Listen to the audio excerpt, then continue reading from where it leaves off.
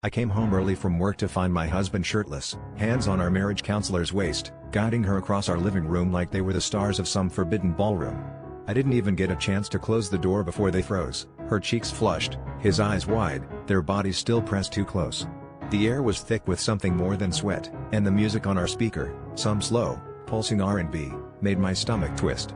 He stammered something about teaching her to dance for her niece's wedding. She giggled and grabbed her purse, barely meeting my eyes as she bolted past me. I didn't believe a word of it, and I said so, loudly. That night, we screamed at each other until the neighbors banged on the wall.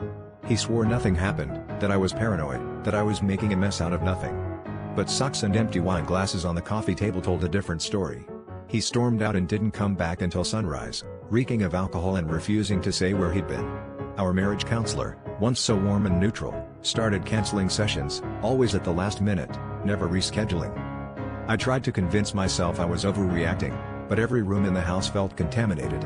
I kept replaying the way her hand lingered on his chest, the look of panic in his eyes. He became more distant, burying himself in work, sleeping on the couch, leaving me alone with the silence and my own suspicions. I started to wonder if the counseling had just been an act, a stage for them to get closer while I watched, oblivious. A week later, I found a letter on the kitchen counter in her handwriting, not an apology, but a confession. She and my husband had been seeing each other for months, their sessions just a cover. She wrote that she wished she could say she was sorry, but she'd never felt anything like this before. The twist? She thanked me for opening his heart, said that without my push for therapy, they never would have met.